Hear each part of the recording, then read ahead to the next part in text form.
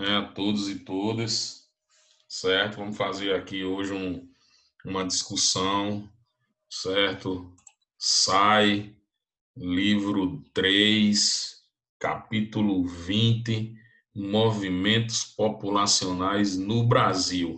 É aquilo que nós chamamos de migrações internas. As migrações internas são aquelas que ocorrem dentro do território nacional, internas, ok? Fizemos uma discussão no capítulo anterior sobre as migrações externas, aquelas que ocorrem entre países, ok? Então, para discutir as migrações que ocorreram aqui no Brasil, certo? Mesmo sendo, na verdade, vamos começar a migrações no Brasil, mas não vamos diretamente para as internas, vamos falar dessas migrações que alguns povos, historicamente, fizeram, né, para o Brasil, né? Então, nós temos aí um gráfico aí, certo? Mostrando a entrada de imigrantes no Brasil de 1884, né, até 1959, né, observando aí o processo histórico. E aí nós temos italianos, portugueses, espanhóis, sírios e libaneses, japoneses, alemães, né? Essa são os principais povos, né, que vieram para o Brasil. E aí, como a gente já tinha feito até uma discussão antes, certo? Esses povos, eles tiveram uma importância muito grande, tanto no aspecto cultural, quanto no aspecto econômico, certo? Fundaram algumas cidades, na cidade de Porto Alegre, por exemplo, uma cidade fundada por, por imigrantes, né? E aí a gente tem um processo histórico que está voltado às oportunidades, principalmente no setor agrícola, né? A gente observa que essas migrações elas começaram a ser mais intensas a partir ali da segunda metade do século XIX, certo? Quando o Brasil era um país que tinha como sua base econômica, certo? A produção agrícola, a agroexportação, certo? E esses povos eles acabaram vindo para o Brasil e se fixando, né, em propriedades rurais e participando ativamente dessa produção econômica do Brasil nesse período. Nas primeiras e na Segunda Guerra Mundial também a gente acabou recebendo muitos povos, né, nesse caso mais especificamente povos onde a guerra estava mais intensa, né, na Europa principalmente. E aí a gente tem também. Então, nunca parou de vir povos, né, para o Brasil. Né? A gente até fez uma discussão das migrações mais recentes no Brasil, certo?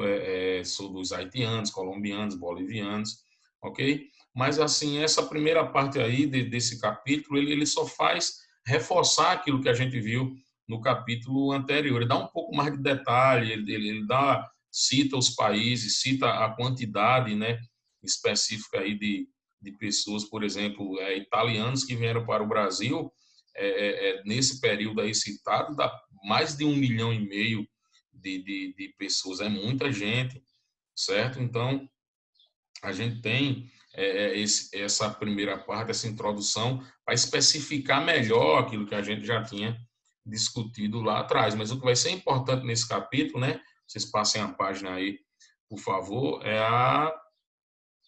as migrações internas, aquelas que ocorrem dentro do Brasil. Então, o que é que nós vamos ter antes de chegar em cada migração dessa? A gente tem o seguinte, as áreas de repulsão e as áreas de atração populacional no Brasil, certo? Então, nesse caso, não vai fugir aquela regra que a gente já discutiu, certo? Ou seja, as áreas de repulsão, que é aquela de onde os imigrantes saem, certo? De onde as pessoas se deslocam, essas áreas de repulsão, elas são principalmente as áreas que menos se desenvolveram. Porque as áreas que menos se desenvolvem, elas geram menos emprego, elas geram menos postos de trabalho. E isso faz com que esse grupo de pessoas, esse grupo de trabalhadores com suas famílias que estão nesse grupo de mão de obra excedente, se desloque para áreas de atração, que são as áreas que mais se desenvolveram. Você consegue observar isso ao olhar os dois mapas que estão presentes na página 698 e na página 700, né? Ou 699. O que é que acontece? Você tem como área de repulsão áreas da Amazônia, áreas da região central do Brasil, alguns estados nordestinos, os quais não se desenvolveram tão rápido quanto outros, acaba provocando um excedente de mão de obra, ou seja, a economia desses estados, eles não geram emprego suficiente para todo mundo, o que vai fazer as pessoas se deslocarem dentro de um espaço para outra região. Por isso que nós dizemos, certo? Usamos uma expressão, eu já falei dela aqui, eu vou reforçar essa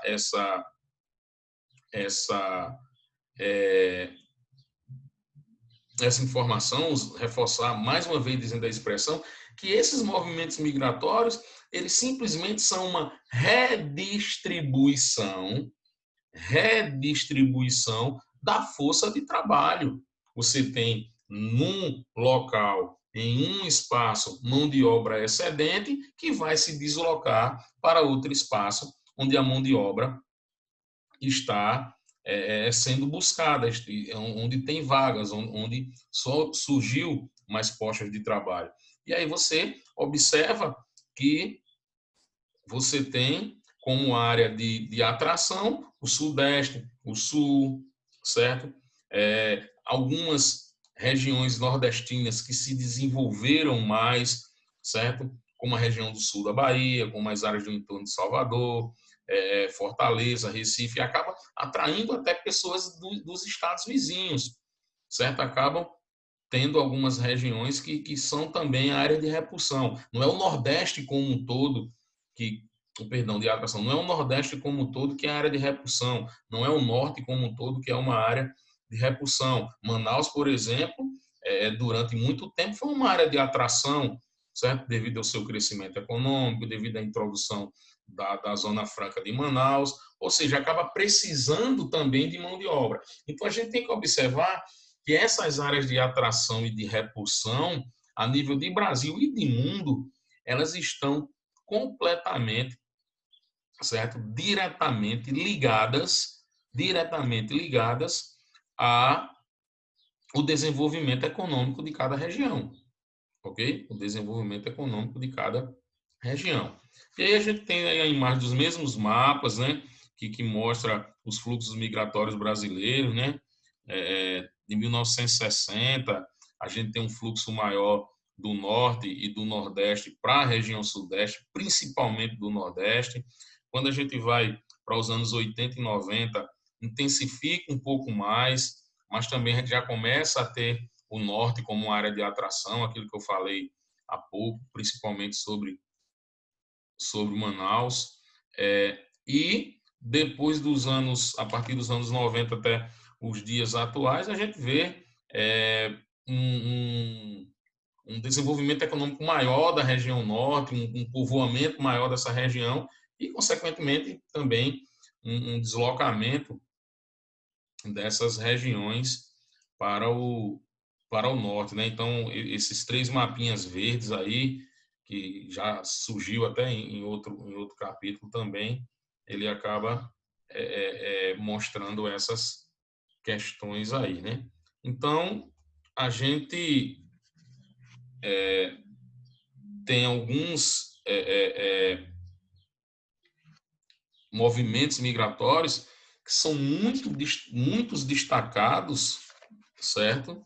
A nível nesse capítulo, a nível de Brasil. Vamos falar de dois deles, né? Assim, o material ele não traz bem especificamente, ele cita dentro dos textos, mas claro que cabe a gente fazer essa discussão.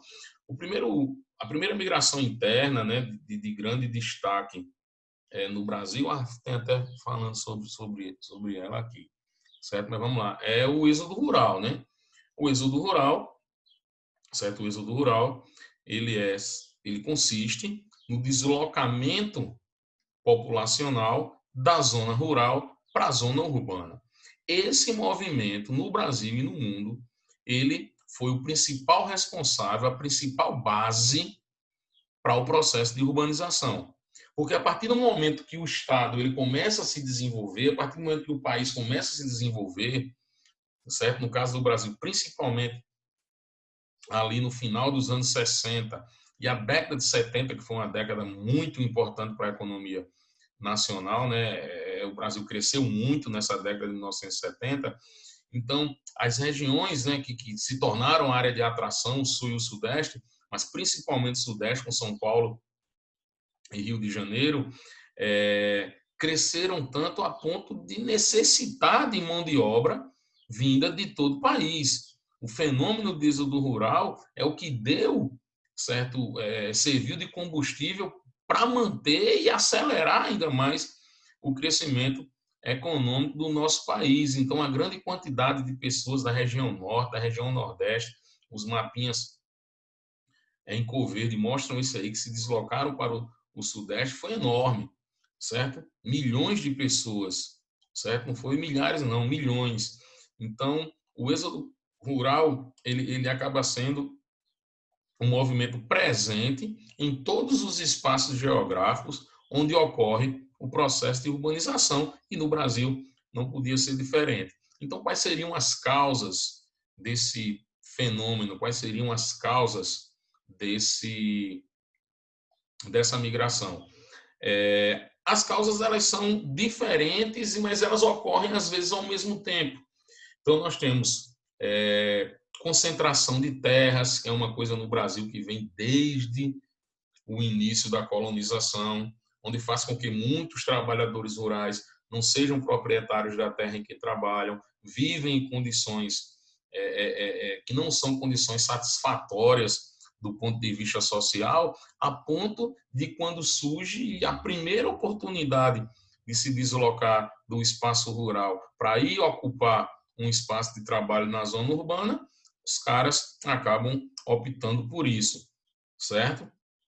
Além da concentração de terras, nós passamos por um processo no Brasil nos anos 70, né, o início da Revolução Verde, o início da Revolução do Campo, que promove uma mecanização agrícola. Né? O que seria a mecanização agrícola? Mecanização agrícola é a substituição do trabalho feito por trabalhadores e trabalhadoras, o trabalho feito por pessoas, pelo trabalho feito por máquinas, certo? E o Brasil entra nesse circuito da modernização nessa década de 1970, o que faz provocar, o que tem como consequência o desemprego no campo, por causa da introdução das máquinas, certo? Isso aí também força as pessoas a se deslocarem da zona rural para a zona urbana. Sempre lembrando que o deslocamento populacional, que o estudo demográfico das migrações sempre está ligado a questões econômicas, não sempre, não vamos usar o termo sempre, porque, vamos dizer, a maioria do deslocamento é por questões de ordem econômica. Existem aquelas outras questões, né, catástrofes naturais, artificiais, perseguição política, perseguição religiosa, refugiados, né, são casos à parte, discussão que a gente já fez.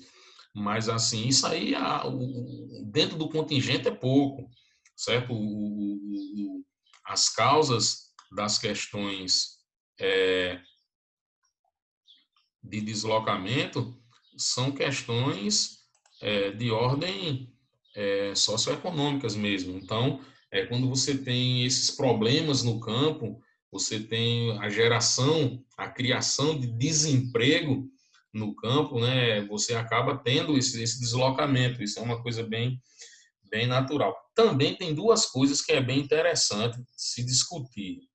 Também tem duas coisas que é bem interessante se discutir. No caso do Nordeste, em relação ao Sudeste, a seca foi um fator muito importante, certo? A seca, ela produz muita pobreza, certo? Então, mesmo alguns trabalhadores que possuíam propriedade, ou seja, não estariam na causa da concentração de terra, algumas famílias que tinham propriedade e não houve mecanização, ou seja, eles não foram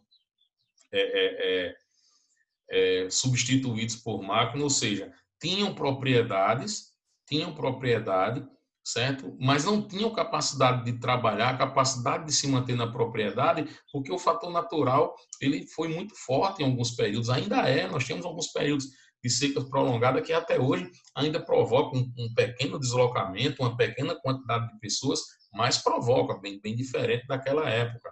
Então, quando cita Nordeste, é interessante observar que a seca também é um fator que impulsiona a migração. Porém, se ligue no porém, que o porém é que às vezes vai cair lá nas questões, seja nos exercícios, seja no Enem, a seca ela é um problema de ordem natural e que desde o século XVIII tenta se combater, certo? Muitas vezes da forma errada, muitas vezes de uma forma meio atrapalhada, querendo resultado imediato, mas isso é um problema que já poderia ter sido resolvido, certo? A gente sabe que a questão a gente viu lá em clima, né, o clima semiárido, ele tem uma característica que é de concentração de chuvas num curto espaço de tempo.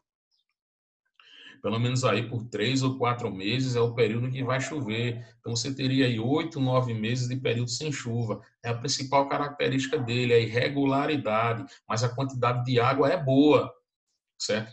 Para as necessidades da região, sejam necessidades básicas para as pessoas que vivem nesses lugares, como também a necessidade econômica, né? A água é um grande fator, né? Um grande insumo, um mecanismo mega importante para o desenvolvimento da economia, principalmente quando se trata de produção rural, né? Então aí a gente tem ainda, né, em pleno século é, 21, né? Estamos em 2020, a gente ainda tem problema com armazenamento de água, problema com é, deslocamento, né, de água, né, transporte de água de uma região para outra. Então, falta açude, falta barragem, falta cisterna, falta tubulação, falta adutoras. O Nordeste brasileiro, em pleno século XXI, ainda está em obras para sanar o problema da seca, né? Isso é coisa que já era para ter acontecido, isso era para essa região não ter expulsado tanto e nem ainda passar, certo, por repulsão populacional. Mas paciência, né? Questões governamentais, questões do ponto de vista político, é uma coisa bem complicada, não adianta nem a gente bater na tecla aqui e é, ficar discutindo isso, que vai um caminho sem fim, uma conversa sem volta, né? Então, assim, a discussão de êxodo rural se passa por isso. Além da seca, existe outra questão, né, que eu disse que eram duas que tinha que citar, que é a questão um pouco psicológica. Inclusive, alguns livros, alguns pensadores, eles trazem essa discussão. Na zona rural, inclusive hoje ainda, existe uma espécie de sensação de que na zona urbana tudo é melhor, que na zona urbana tudo é mais fácil, tudo é melhor. Parece que é aquele mundo de novela, aquele mundo de televisão, tá entendendo? Que você vê os moradores que vivem nesses espaços o tempo todo querendo ir para as grandes cidades. Isso é um erro tremendo, certo? Os centros urbanos são as áreas que mais concentram problemas do ponto de ordem ambiental, do ponto de ordem de mobilidade, do ponto de ordem de violência, do ponto de ordem de crimes, né? Do ponto de vista de uma série de coisas. Centros urbanos são áreas boas para trabalhar, porque a geração de emprego é enorme, gera emprego na indústria, gera emprego no comércio, gera emprego no setor de serviços. É muito bom para trabalhar, dependendo da área em que se vive, é muito bom para estudar também, certo? Eu dou aula em cidades do interior do estado, certo? Bananeiras, Mamanguape, Guarabira, certo? Já dei aula em Campina Grande. E assim, gente, é uma coisa que eu sempre coloco para os meus alunos, quando estão no terceiro ano, é dizer, gente, vocês têm universidade na cidade de vocês. Vocês têm uma estrutura mínima, mas tem na cidade de vocês. Se por acaso, algum dos cursos dessas universidades interessarem, façam esse curso na cidade de vocês, certo? Vivam aqui, trabalhem aqui, passem o resto da vida dos. Ah, professor, mas João Pessoa, Campina Grande, Recife, Natal, não sei o quê. É muito bom. É bom para quê? É bom para quem? Certo?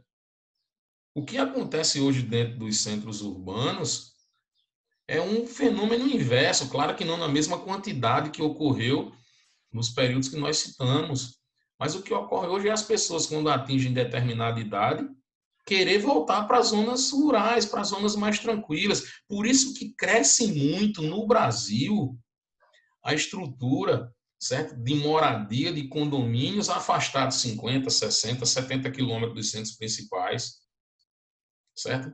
Você tem aqui na Paraíba uma construção enorme de condomínios que ficam a 30 minutos, a 25 minutos de João Pessoa, e as pessoas buscam essas regiões. Por quê? Tranquilidade, paz, segurança, viver bem.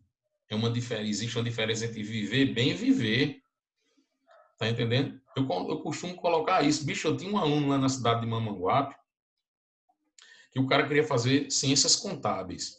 Cara, tem o curso de ciências contábeis na UFPB, na cidade de Mamanguape, mas ele queria fazer em João Pessoa, que era para poder ir todo dia. Eu fico pensando assim, eu digo, meu Jesus, certo? É o cara sair, por exemplo, sair de Bananeiras para fazer pedagogia em Campina Grande, tendo pedagogia na UFPB aí, na esquina da casa dele. Então, assim, tudo bem, são jovens, tal, ainda tem muita coisa a aprender, mas não é por isso que eu não vou deixar de dizer, né, de tentar abrir os olhos, né, que os centros urbanos, o que você vai encontrar um monte de problema, certo? Principalmente aqui no Brasil, o crescimento urbano ele foi bem desordenado. A gente vai falar isso depois em urbanização. O outro fenômeno que ocorre no Brasil, certo? E no mundo, certo? Em todos os centros urbanos do planeta, é um fenômeno chamado de migração pendular. Migração pendular. O que é a migração pendular? É a chamada migração diária. Ela ocorre dentro das áreas metropolitanas, dentro dos centros urbanos. Por que ela recebe o nome de migração pendular? Porque ela é um movimento de ida e volta, certo? Que ocorre dentro de um dia, dentro desse espaço de um dia, certo? Em sua maioria. Por exemplo, é você pegar a Grande João Pessoa, certo? Com as cidades de João Pessoa, Cabedelo, Bahia, Santa Rita, Conde, Lucena, certo? E a migração ocorre dentro desse espaço. Ocorre principalmente de que forma? As pessoas se deslocam dessas cidades menores, das cidades que menos cresceram economicamente, certo? As regiões que nós vamos chamar de periferia. Por quê? Porque nesse conceito correto, periferia é o que não está no centro, é o que está em torno do centro. Então, nesse exemplo que eu citei, o centro principal é João Pessoa. As cidades circunvizinhas fazem parte da periferia. É como se eu pegasse Campina Grande, e aí, no entorno de Campina Grande, Lagoa Seca, Queimadas, por exemplo, certo? São cidades que têm uma relação de hierarquia urbana com Campina Grande. Então, o deslocamento ele ocorre principalmente dessas cidades para o centro. As pessoas se deslocam para trabalhar, principalmente, dessas cidades menores para o centro principal. A gente tem aí, aqui na nossa região, por exemplo, também a cidade de Guarabira, onde pessoas de Pilões, de Araçagi, de Pilõezinho, de Sertãozinho, de Alagoinha, certo? Alagoa Grande, são pessoas que que tem uma relação urbana, uma relação hierárquica muito com Guarabira, porque Guarabira o comércio se desenvolveu, a indústria se desenvolveu mais e gera mais postos de trabalho. Então as pessoas saem dessas cidades vizinhas em busca de emprego nessas cidades maiores, certo? E aí saem de manhã, passam o dia trabalhando e retornam à noite. Por isso que algumas leituras que vocês forem fazer sobre essa migração, vocês vão ver que essas cidades às vezes recebem o nome de cidade dormitório. E onde é que vem essa coisa aí de cidade dormitório? Vem porque são cidades, às vezes, que servem só para as pessoas dormirem. Serve só para as pessoas dormirem. A quantidade de gente que mora em Santa Rita, por exemplo, certo? E que todos os dias se desloca logo cedo para João Pessoa, passa o dia trabalhando, só retorna 18, 19, 20 horas para suas casas, é enorme. Isso ocorre no mundo todo, não só no Brasil. Em todos os centros urbanos do mundo ocorre a migração diária. É todos mesmo, né? Até você redundante, cometer um exagero aqui na língua portuguesa, né? O professor Cristóvão aí vai perdoar, mas só para fortalecer mais o nosso exemplo, todos os centros urbanos, sem exceção, certo? Já se é todos sem exceção, mas só para reforçar, certo? As pessoas vão se deslocar dentro do centro urbano, ok? E quais são as causas dessa migração? Insuficiência de emprego nas cidades menores, insuficiência de emprego nas cidades menores. Além de emprego, você tem pessoas que se deslocam para serviços, educação, certo? Existem cidades que não têm, por exemplo, ensino médio, gente, certo? E as pessoas, os jovens têm que se deslocar para as cidades vizinhas para estudar, seja na rede pública, seja na privada, certo? Você tem aí um caso muito, né? Eu até incentivo os alunos a ficarem, caso tenha universidade na sua cidade e tal. Mas o ensino superior ele é concentrado em alguns lugares. Você tem uma concentração aqui no estado muito grande na Grande João Pessoa, em torno de Campina Grande, nas cidades vizinhas, certo? Aí você tem Patos, Cajazeiras, certo? Que são regiões onde você tem uma concentração universitária. Você tem campos, né? Bananeiras é outro exemplo disso. Mas você tem muitos lugares que você não tem. Então, aqueles jovens que conseguem concluir o seu ensino médio e buscam, não só os jovens também, né? Mas em maioria são, e buscam o nível superior, o ensino superior, eles têm uma tendência a buscar esse estudo em outras cidades e também acaba provocando esse deslocamento entre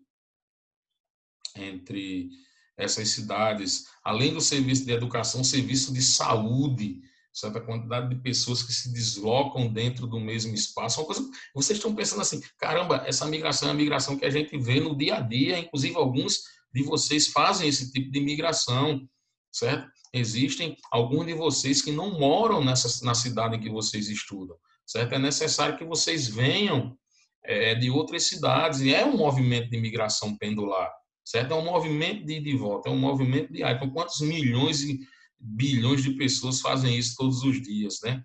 É muito frequente. Então, a gente tem um serviço de saúde, né? Algumas cidades não têm, ou se tem, o serviço de saúde às vezes é ineficiente. Então, para fazer algumas consultas, alguns exames, alguns tratamentos, é necessário que ocorra um determinado deslocamento, ok? Um determinado deslocamento.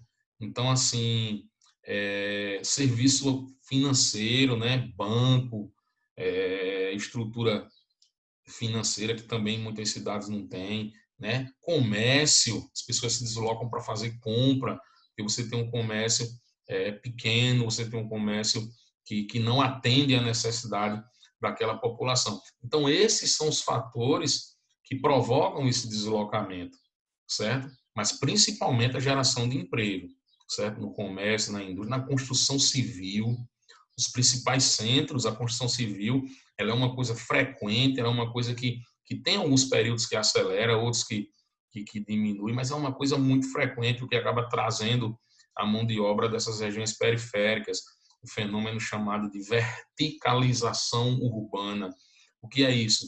A verticalização urbana é o crescimento vertical das cidades, construções de prédios, crescimento vertical. Isso provoca um segundo fenômeno, a verticalização urbana, ela provoca a periferização da mão de obra. Anotem isso aí, certo? A verticalização, que é a construção civil, principalmente de prédios, né? O crescimento vertical, como a gente citou, eles provocam a periferização da mão de obra. O que é isso? Ela atrai uma mão de obra da periferia enorme para trabalhar na construção civil, porque é uma mão de obra que está excedente, está entendendo? E há essa necessidade. Quem mora, por exemplo, na Grande João Pessoa, você encontra logo cedinho, 6 horas da manhã, 7. Eu já fiz muito esse deslocamento há muito tempo, fazia de ônibus, né? Hoje faço de carro, e você vê a quantidade de pessoas se deslocando logo cedinho, os ônibus lotados a partir de 6 da manhã, os ônibus estão bem lotados, né? Que é a galera indo para as regiões mais centrais para trabalhar, e a galera da construção civil, a quantidade é enorme, enorme mesmo de trabalhadores que se deslocam. Ok? Então, o nosso tempo está encerrando aqui, ok? Eu vou encerrar a gravação.